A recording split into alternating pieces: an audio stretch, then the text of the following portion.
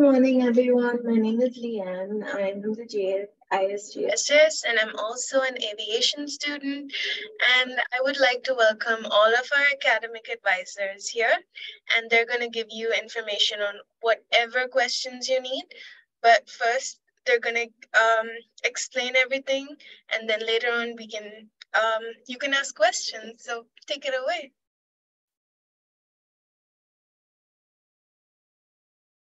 Hello, I am Jonathan Dacko. I'm the academic advisor for computer science and cybersecurity here at the master's level for the university. I would say, Patty, you want to go next? Sure. Good morning, everyone. My name is Patty Perez, and I am the academic advisor for College of Business programs. So any students that is starting the Master of Science in Business Analytics, Master of Science in Finance, or Master of Science in Project Management, I will be your advisor. Okay, I'm up. My name is Josh Ryan. I am the academic advisor for the MBA program, Business Administration program, the data science, that's the MSDS, and the new electrical and computer engineering MS program. So those three programs, I'm the academic advisor that you would work with if you haven't already. Moving on. All right. So I think one of the things that we want to just highlight is, what does an academic advisor do? And my colleagues, if there's anything that I miss or you want to highlight a little bit more, please jump in. But as academic advisors, our role here at the university is helping assist you in completing your program. Now, we are not necessarily subject matter experts on your course content. That's going to be your instructors. So when it comes to questions about your classes and what you should be doing or late assignments, that is not something that we can approve. But what we can assist you is, if you're wondering about what courses and what order you should take, or you're having an issue contacting your instructor, or you're not sure what department to even contact about an issue, we can definitely help you with that and help connecting you with different resources that are part of the campus and things like that. There are some things that we don't address, though. Like questions about insurance. We don't have access to that. Anything on the financial side of your account. We don't have access to anything of the financials for your own protection, because we want to limit, as a university, who has access to your financial information. So when it comes to things about billing and stuff like that, we can only very basically say, all right, here's where you can go and view your bill. And you would want to follow up with the business office on that. We are also over the idea of academic standing. So if a student does fall below the required 3.0 GPA needed for good academic standing at the end of a semester, you're going to actually have a hold put on your account by our office. And we don't do that to be mean, but what we want to make sure is that students come and talk to us about what's going on, so we can suggest what courses would be best to get back into good academic standing right away. Because as you probably are aware, students that are looking to do things like CPT or OPT to work in the United States, either during or after their program, you need to be in good academic standing to do that, or to apply for it early. So we want to make sure that you get back in good academic standing. A 3.0 GPA is required to graduate. So we have that same standard throughout the entire program at the end of each semester. So we will definitely reach out to you if things are going awry in that area. But we want to hear from you. Communication with your advisor is a two-way street. So if you're having challenges, or there's something that's coming up that you need assistance with, you need to let us know, because we can't get into your classroom. We can't see your grades. We won't be able to see until the end of semester, that there might have been an issue. So the sooner that you communicate to us, the sooner we can help connect you with resources and help you navigate what might be your best options. Some other things that we wanted to highlight is while we talked about that GPA of a 3.0 being the requirement for good academic standing. So that would be a B average overall for your grades. If you get below a B, technically a B minus, a C plus, and a C, so a 2.0 or higher, technically can count towards your program requirements.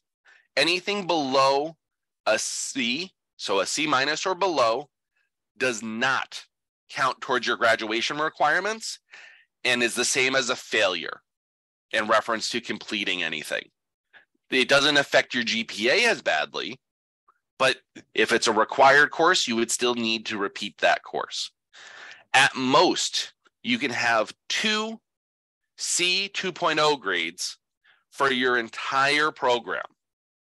So really, in the long run, think that you need B's or above to be in good academic standing, and then we won't have to worry about academic probation or anything like that.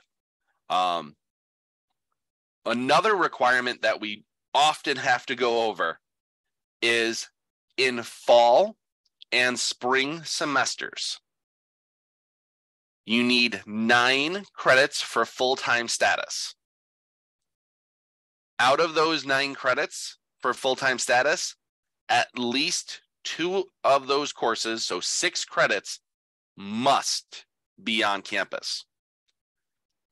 I'm going to say that once again because a lot of times students need a little extra clarity on that. 2 courses must be on campus. When you take them within the semester, that you have some options on. So if you wanted to take 2 in the first part of the semester, starting in August on campus, and then maybe 1 online during the second part of the semester, that's fine. If you want to split them up and do 1 every 8 weeks on campus, that is perfectly fine as well. We often hear that in January and February in Chicago area, it is cold. Even though it's cold, you're still going to be expected to attend your in-person classes in January and February. If you're thinking that you may not want to travel to campus during that time, then you probably want to actually register for your on-campus courses during the second part of the spring, and then have possibly an on-campus course in the first part of spring. Your instructors aren't going to say, oh, it's a little cold, it's 32 degrees, you don't have to come in. They're going to say, no, you need to be here. Now, if it's a extreme blizzard and it's unsafe conditions, they might have that particular course session on a Zoom or things like that. But the expectation will be is that you're here. Also, with just living in the area, we expect that when you're here to take on campus courses, that we're assuming that you're living around Illinois. Sometimes students with CPT may have the opportunity in another state, but you still have that on-campus requirement. CPT does not replace any of your coursework. It is additional practical training. There is no opportunity for credit in any of our programs at this time. So you still would need to maintain 9 credits, 6 credits on campus, even if you're on CPT. In a little bit, I believe we'll show you where you would be able to get those applications and things like that for CPT. So it looks like there's a question. So if it's sort of around this idea, please, type it into the chat.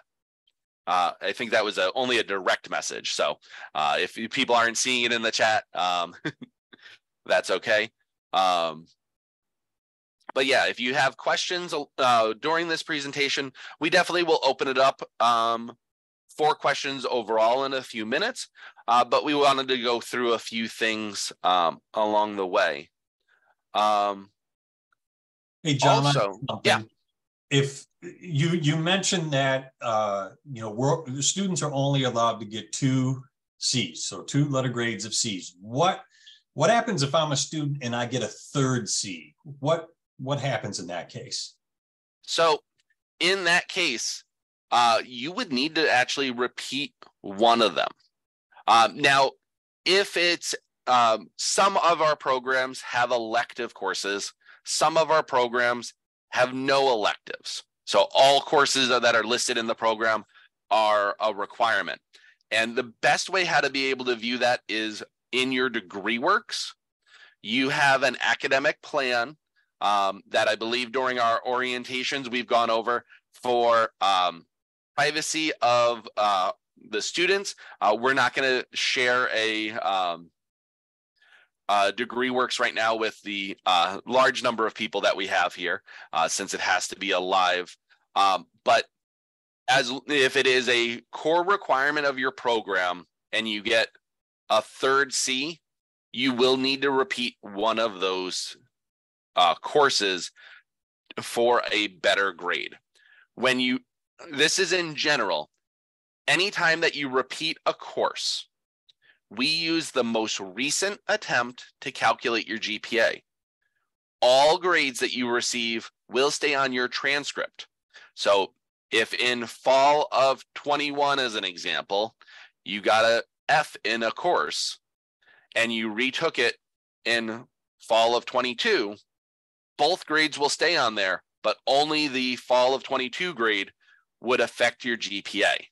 So anytime that you need to repeat a course, doing it sooner is going to have the best impact on your GPA in reference to bringing it generally up above that 3.0. At the time of graduation, if you have more than 2 C grades, you will not graduate if they are for core requirements and they're being used, they cannot be used to complete that. So in general, that's why we say work to get B's or above throughout your program. And if you happen to get below that, that might just be okay for that course. But the goal is B's or above overall. And that will also keep you at that 3.0 or above. So it will help you in multiple ways meet that graduation requirement at the end of the program. Another question that we often get is, how many credits is my program? That is something that on your degree works, at least for the programs that I advise, it will show the base number of credits in your program. That does not include the foundation courses in that number necessarily. So it might say that for computer science's example, it is 33 credits for the program. Now there are 6 foundation courses as part of computer science. So that means that that overall degree, if someone is not waived from any of the foundation courses, could have another 18 credits on top of the base 33 needed for the program. So foundation courses are a requirement and do need to be completed as part of your overall program. If you have a waiver for that course, then you have already satisfied that requirement. But if you have foundation courses, you will need to take credits over the minimum for that degree requirement. Patty and Josh, are any of your programs a different total credit hour value? Most of the programs that I advise they're generally the 10 classes, 30 credit hours. So yeah, unless they're waived from one, then that's fine. And that's one more thing I wanted to mention, waivers. Sometimes students will ask me to waive a class for them, one of the foundation courses, because they've already taken maybe something comparable, at least they think it's comparable. There's quite a few different things that the admissions person looks at. A student needs to have, for one of the courses in my programs, Fundamentals of Business Enterprise, that course is very specific because students need, I want to say it's 3 or more undergraduate comparable courses, and they have to have completed that with a B- or better. So in order for them to be waived from it. So students will ask me, can you waive me from that course? I don't have the authority to do that. It's usually the admissions person. So I will normally forward it back to the admissions person so that they can then review the student's undergraduate coursework or let them know why they were not waived from it initially. And like I said, it's usually because either they didn't meet all of the required courses required for that, or didn't get the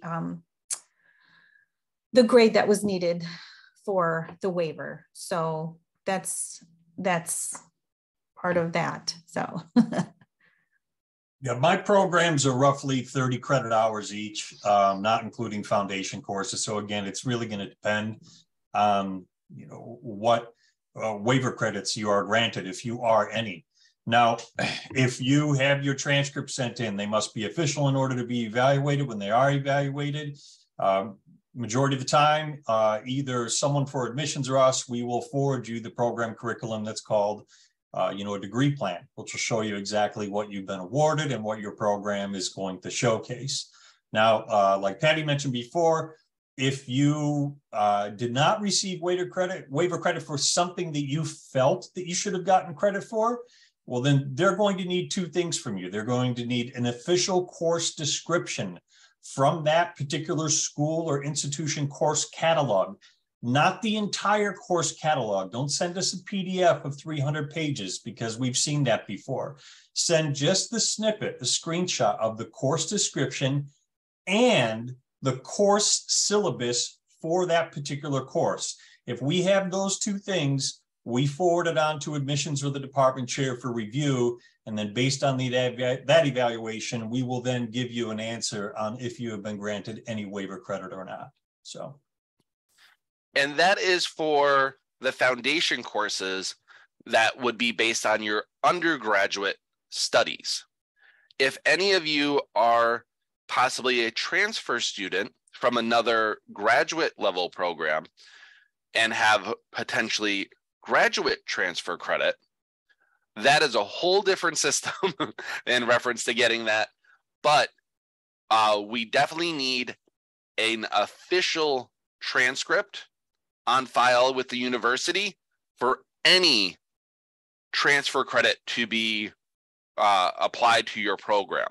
So while you can possibly send us an unofficial for us to take a look at, it's unofficial. Credit cannot be posted based on an unofficial transcript. Also, there is a minimum GPA for the course to be eligible for transfer credit. That is determined based on the program and also a maximum number of transfer credits that are acceptable is also specific to the program. So that is something in general, you want to talk to your advisor about the specifics of your program. If you think you have potential transfer credit, that's graduate level transfer credit, about what is the specific requirements for your program to transfer credit. It is also in the catalog. So you can check that on the catalog page for your program. But that's a good conversation with your individual advisor.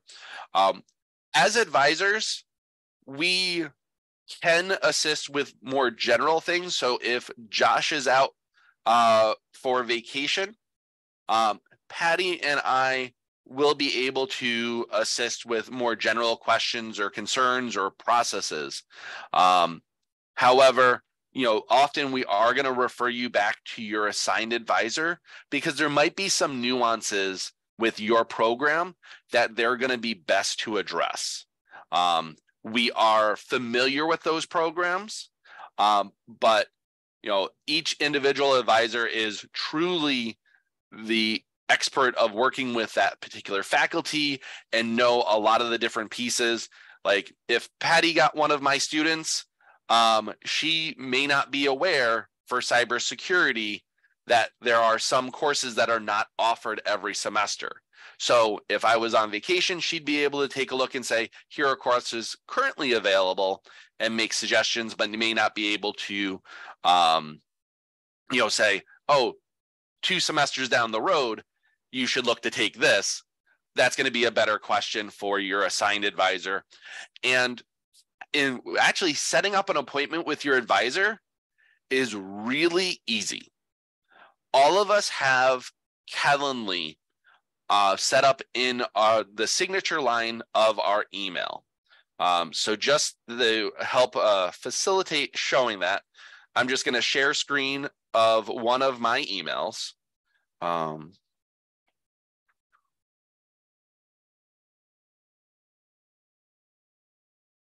So generally our signature lines should be very similar to this. So you'll have our office and our email. We do get lots of emails per day. If we do not respond to you in the first 5 minutes after you send an email, that's expected. Unfortunately, we are very, very busy. We have a number of students that we're working with. And if we're in the middle of an appointment, we are not going to stop and answer an email that comes in. It is not a text. Normally 1 email is sufficient. If you haven't gotten a response within 48 hours, it is customary in business that would then be acceptable to send another follow-up email just as a reminder.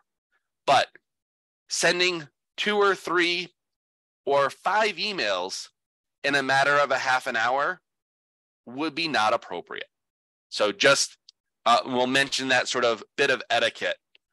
Also, another bit of etiquette, please use your student ID number. All of you should have an ID number that's L and then a number of digits after that. Please include your ID number. It actually makes us be able to serve you faster because, yeah, Patty. Just really quickly, please use your Lewis email as well. Yes, definitely. Those one for the Lewis email, it verifies who you are. We can give a more specific answer, but there is a federal law. It goes in short by the name of FERPA that requires us by federal requirements to not share your information with other people. If you're using your personal email, we cannot verify that that is you. So that limits what answers we can give you. So by using your Lewis email and your student ID, it allows us to pull up your file faster. And if I can answer a question in 2 minutes between appointments, I generally do. If a student doesn't provide me their information and I have to go and look them up in the system, that might take the time that I would have been able to address the question. So by putting that in there, it saves us time and allows us to give you better service. Also, if you have a question about a course, CRNs are great, but a CRN changes every semester. So if you tell me, I want to get into course CRN, 80567, I don't know what course that is. But if you say, I want to get into course CRN 80647, computer science 509, that I know what course that is, and I can let you know, oh, that course has a prerequisite of computer science 501. That's why you're having an issue. You haven't taken that yet. So both pieces actually help us be able to address your question better. The CRN itself can be handy, but we actually have to look that up because it changes every semester. But back to my actual where I was got off on a tangent there a little bit. So we normally do have located in our signature lines when we are remote and when we are on campus. We are currently moving offices right now. So we are fully remote at the moment. We will have offices in both the Oakbrook campus and the Romeoville campus. We will be on the first floor of the LRC on the Romeoville campus, and that will be staffed Monday through Thursday. We will be remote on Fridays. So if you're needing an appointment, generally we have in our signature lines a link to our Calendly. If you click on that, it's available 24 hours a day to be able to schedule an appointment. So this for me is my virtual appointment link. Students would be able to click on an available time within a day. And I generally have it 24-hour lead time on appointments. So you can't get a same day appointment, but you could generally get the next day. If a day is blocked out, that's probably because it's either full with meetings or appointments already. And then I have another embedded link for the in-person. So if you're needing to make an appointment, definitely follow up with us. With our Calendly, you'll be able to schedule the fastest. If you email us and say, hey, I want to schedule an appointment, we're probably going to respond back with our Calendly link to ask you to use that to schedule. Any highlights from my colleagues that works a little bit better for you in reference to scheduling an appointment? No, I don't think so. I think Calendly works perfect. Students sometimes will email me and saying, hey, I really need to meet with you. Can you fit me in today? I usually just send them to the link under my signature so that this way they can pick a convenient time and we're not going back and forth, how about at 2 o'clock tomorrow, or, so they can pick their time. So yeah, no, that's perfect. Same. Calendly is king. That's what we work with. That's what's best. It's convenient for everyone. Yeah. Mm-hmm. Generally, we don't have regular availability for just walk-ins because we do have, as I mentioned, fairly full calendars from appointments, especially at those busy times. So if you have a more immediate question, probably sending an email is the first step. If it's something that you need to talk about more specifically, then definitely setting up an appointment is going to get you the best service. If you just stop into our office, we may not be there or be available, or we might be at the other campus that day. So relatively, if you want to meet with us directly in person, setting up on our Calendly is going to be the best option there. One other resource that I want to highlight from that's in my signature line, I think it's in my colleagues as well, and you should have gotten an email with it, the link as part of your orientation, is this link for graduate student resources. This is our Padlet. I'm going to drop that in the chat so that way you have the link as well, just in case.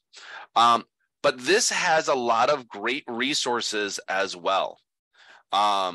So sometimes students are like, how do I register for classes? Well, you can scroll over here And there's some tutorials for the Lewis portal. So how do you navigate the portal itself? How do you register for classes? These can be great reminders if you just need something of like, oh, how do I do this? Now, one interesting part is down here at the bottom is how you transition between the slides. It's a small little arrows down there, but this helps you sort of navigate, and it shows you from a view how to get in there and, you know, which the different parts are. So definitely using that to click back out of it. Now, students also have questions generally about graduation. Graduation is addressed by the Office of the Registrar. So in the long run, commencement is the graduation ceremony. We only have 2 commencements a year, one in December, one in May. Sorry, blanked out there for a moment. Now, while I say that we have 2, technically that's correct and not correct. We have so many students that do graduate that we have a number of ceremonies during that time. So they break up the graduate and undergraduate. But in general, that is the main idea. So looking at what's coming up for the upcoming schedule, there will be a Friday night and a Saturday in December for students that are graduating in December. If a student would meet all graduation requirements in the summer, there is no graduation ceremony for summer graduates. They are invited to the December ceremony. So when it gets time for you to get to graduation, this right on the main page of Lewis, if you go to current student, commencement activities, I would say just bookmark this page during your final semester and refer to it a number of times. Now, one thing that I will mention, for those of you that are getting towards that end of graduation and things like that, your graduation date for the ceremony is different than your graduation conferral date, which would be when you actually would meet all requirements of your degree. So for CPT, we use the graduation conferral date when we're talking about what is the latest that you can do CPT, because CPT can only be done while you're in your program. There is post-completion OPT that is available after your program. The two cannot overlap. For students that are looking to do OPT, and a lot of this information is actually on, if you go to Student Life, International Student Services, is going to be in the working in the United States as an F1 student. The International Student Service Office has done a fantastic job of reworking their part of the website to go over some of that stuff. So from the advisor side of things, for CPT,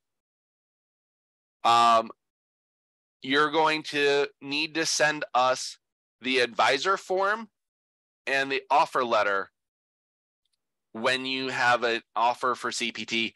You must be in good standing to be eligible for CPT. So that's a 3.0 or above the previous semester. And then your offer letter must have all these things. It has to have an end date. If your letter and application do not have an end date, we will kick it back to you. These are reviewed then by the advisor or the program to make sure that it would meet requirements. as a valid experience for your program. If you are trying to do CPT and the experience that they're saying in the job description would be that you're going to be just filing papers, that is not a valid CPT opportunity because it's not enhancing your overall program. So it has to be something that is going to enhance your curriculum to be eligible for CPT. And it must have a start end date and all the different things in this job offer letter. If it's missing any of those, you might want to just follow up with the business right away and say, it's missing. I actually recommend copy this. When they're sending you, when they say, we would like to offer you a job, say, great. Here's the requirement that my CPT letter needs. It saves time and confusion by being able to send, tell them this is what it needs, so that way they can make sure it completes all those requirements. You need to submit CPT application at least 2 weeks prior, so that way it can get processed, because you need to have your I-20 in hand that first day of employment. And if we have to kick it back to you, you want to have time that we can send it back to us with any corrections. One thing that I always do like to highlight, this is not something that as advisors we check, but do make sure that with CPT, you can do unlimited part-time CPT and it will not affect your OPT. However, if you do full-time CPT, it cannot exceed 365 days. Otherwise, you will no longer be eligible for OPT. Depending on your program, you may be eligible for things like a STEM OPT extension and things like that. After the initial advisor form is done for either CPT or OPT, generally it goes to the International Student Service Office and they will work on the other parts of that. We are verifying for OPT your graduation date, making sure you're completing all the requirements. Yep, Angie. Hey, Jonathan, I'm just going to jump in there right now as well with this, with the CPT and OPT. Yep. There are some more robust regulations that are coming out with SEVIS and SEVP. So we will be doing, we're revising our policies right now, just so students are aware, and there will not be the opportunity for full-time CPT anymore, just so students are aware that that's coming. Only for aviation and nursing, because of the regulations and what SEVIS is doing. That information will be coming out, but we just wanted to give you a heads up.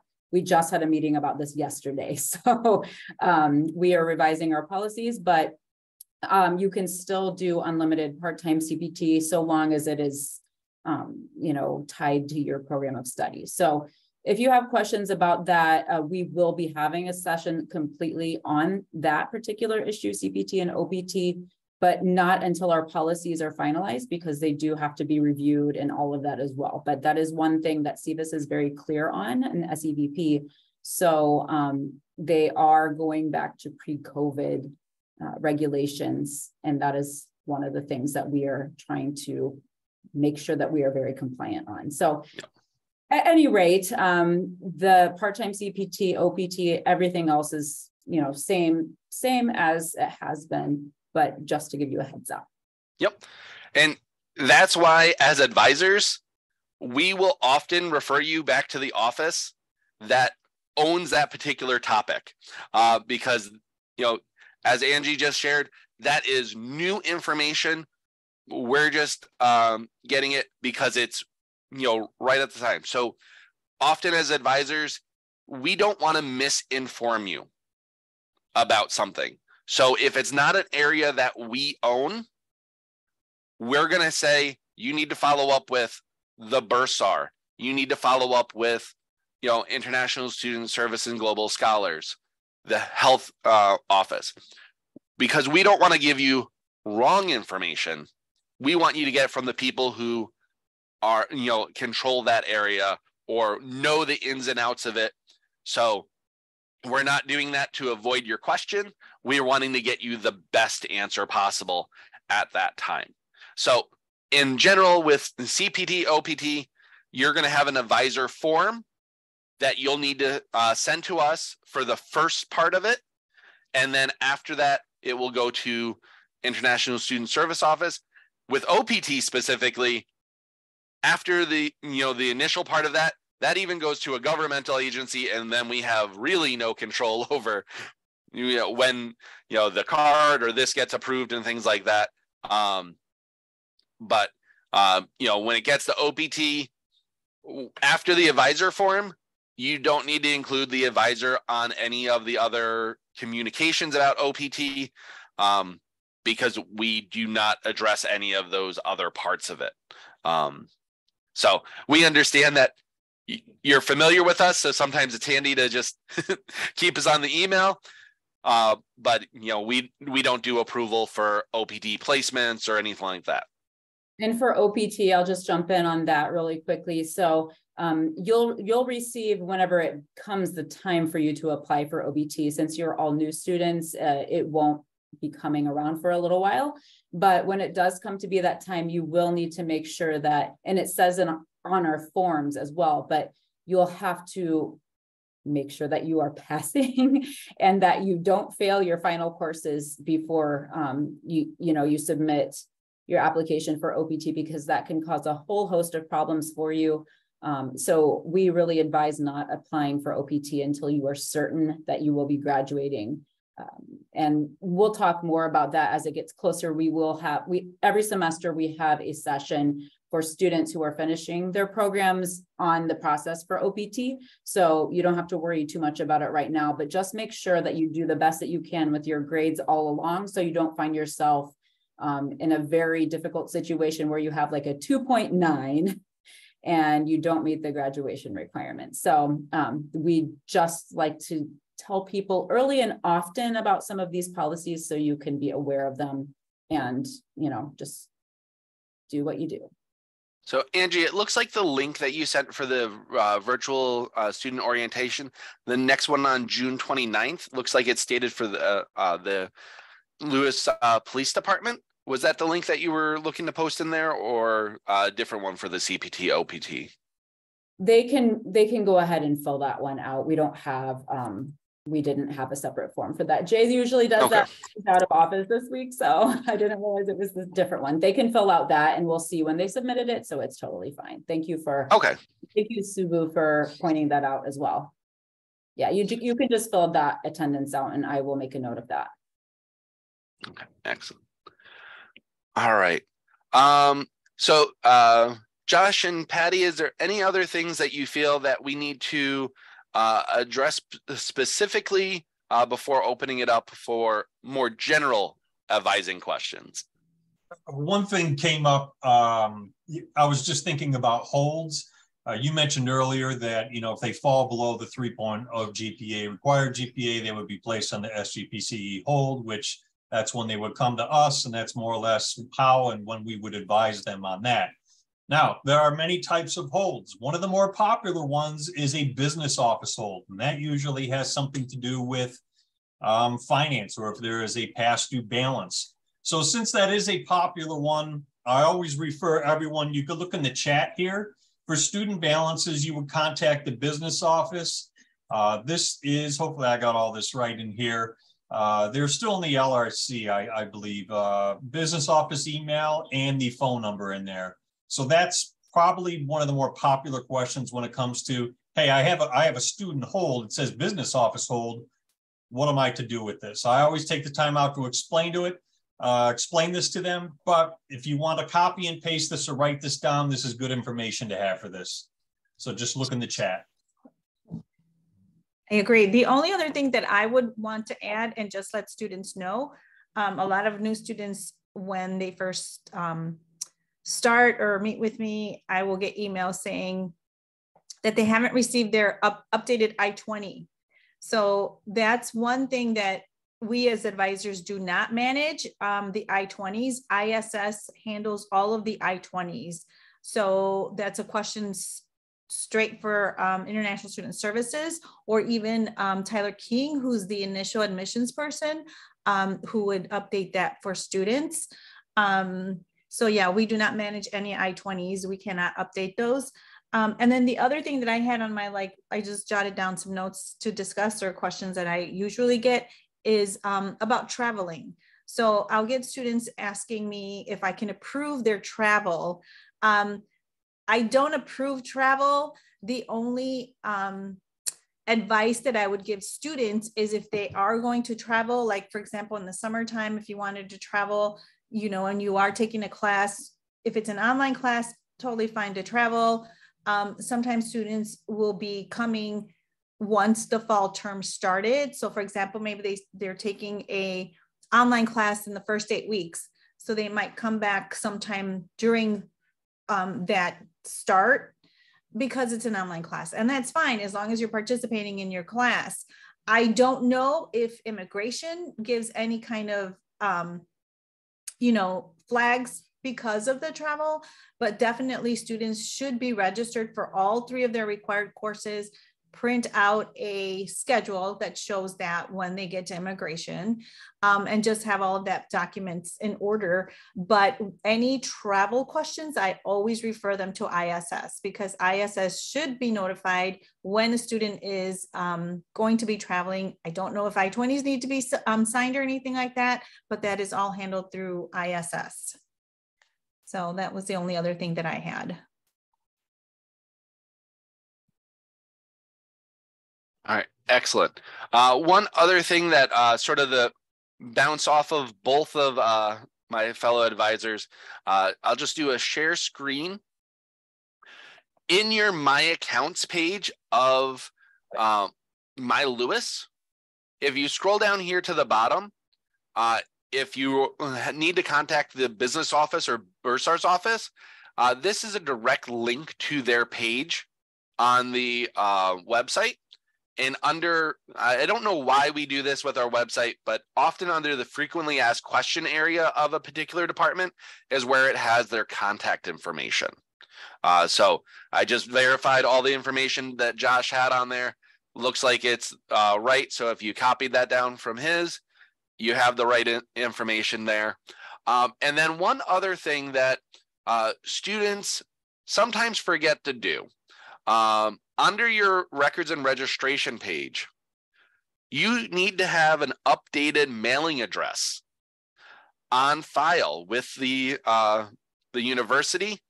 So go into this personal information section here and make sure that you have an updated mailing address, because International Student Services can't process some of your forms and requests if you don't have an updated address.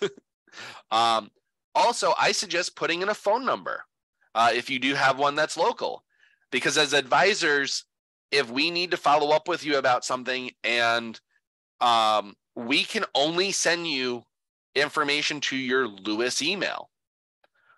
If you don't check that often, it's helpful if we need to call you. I had some students where they signed up for classes for the fall, and because of low enrollment, there was only 1 or 2 students in that section right now of an upper level course. So I had to notify them that that section was being closed at this time. Well, the ones that had phone numbers, I could call. The ones that didn't have a phone number, it's only relying on them seeing their Lewis email. And over the summer, if they're not checking it regularly, they may not know about it until closer to the start of the semester. So do yourself a favor.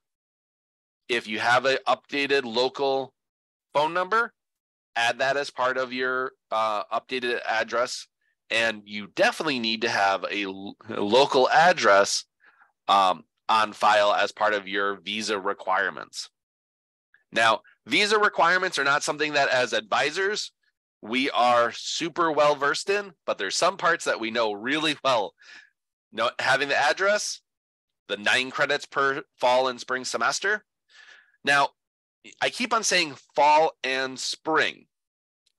that sort of leaves the question about what about summer? Is summer a requirement? The short answer is no.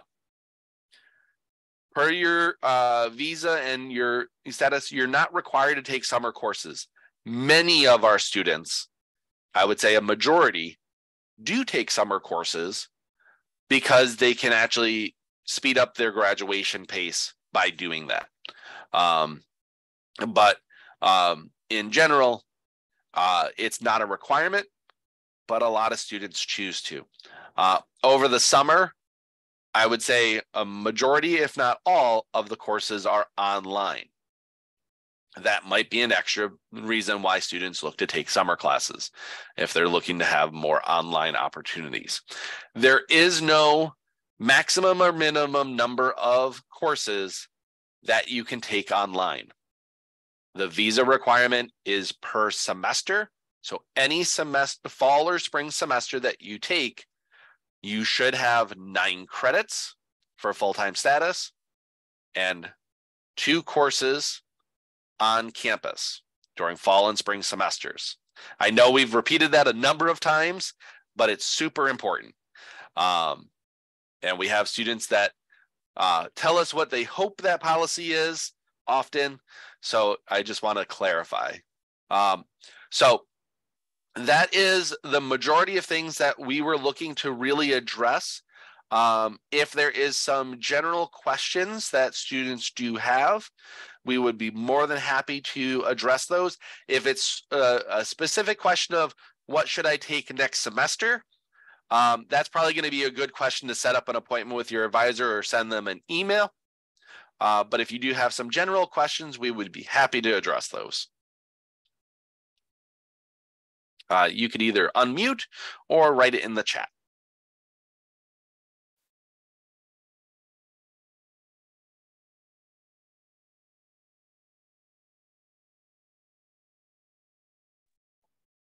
I think we answered all of their questions. I think so too. You guys were very, very, very thorough. Thank you so much. I think if anyone has any specific questions, they can reach out to us directly and we can, or one of you individually, if it's something pertaining to their particular program. But I think that was very thorough, and we will be, this is being recorded, so we will send it to students so they can watch it again, listen to, you know, all of the policies and regulations. And also we will be posting it on our International Student Services website, on our Lewis website. So you'll have access to that long-term as well. So I want to thank you all for being here. I think Sania has one question. I do want to mention that I have to leave directly at 11 o'clock because I have another meeting to go to, but we can take Sania's question real quick before I hang up.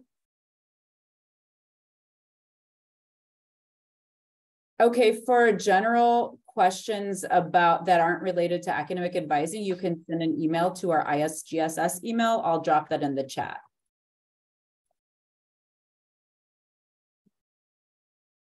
That's not something that pertains to the academic advisor, so we'll answer that separately. No problem. All right, so thank you, everybody. Thank you, Jonathan, Josh, and Patty for being here. And thank you, students, for joining. And we will send the video when it's ready. Have a great rest of your day. Thank you. Take care. So there was one question that jumped in there. That is a question of what is the minimum credits needed for a master? It depends on your program individually. What is the minimum credits for that particular program? Generally, it's going to be 30 or above. So specifically for business analytics, I'll let one of my colleagues address that one. Minimum hours would be 30. Oh, one other question that we sometimes get. If someone is in business analytics and wants to switch to computer science, they cannot. I'm kidding. Switching, in general, you're not though. That would be a new application to the program and to the university. That is not something that, as an international student, you can't just do a program change form and switch programs. You need to get accepted to that program. And at this point, I do not believe that as a university, we're necessarily doing moves. You would have to completely reapply. So just be aware of that. We do get that question on occasion. Now, if you're trying to change your concentration in a program or change your micro-credentials, that, on the other hand, could be something that is done, and talk with your advisor about. Especially with, if you haven't taken any of those particular courses, that makes it very easy for us to look to address. But that's because you're not changing your program and major, you're just switching a component of it. So that would be a question to your advisor. All right. Well, thank you, everyone. So can I take one subject online and 2 subjects in class in one semester? That is an option. So out of the 9 credits, 2 of them have to be on campus. The third could be online, in person. That is your option. Depending on your program, you may or may not have that option. Depending on what courses you need, they may only be offered on campus. So it really depends on what courses are being offered, what ones you have left in your program, and the availability. If you're asking the day before classes start, can I switch to an online course and they're all full? The answer is no. It all depends on availability of the class. So as advisors, we cannot just say, oh, the class limit's 20. All right, we can just put in someone for 21. That is not something that we can approve. If a student has a very unique circumstance, probably that is going to make a difference between them graduating or not, we can follow up with the dean's office, but that is something that they approve in extreme circumstances. It is not a, a student's in their second semester and they just happen to want to do this. So that's something very specific. And then, yep, no problem. So in general, the requirement is 2 on campus, out of your 9 credits. So the other 3 credits could be on campus or in person.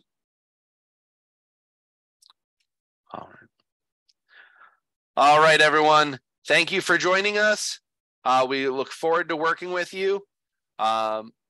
You should have our contact information from previous emails and things like that. And we're going to be moving our offices, as I mentioned. So, we will be in the LRC where the International Student Service office was on the Romeoville campus, and then in new offices in Oak Brook in just a couple of weeks. So, all right. Have a great day. Bye. Bye-bye.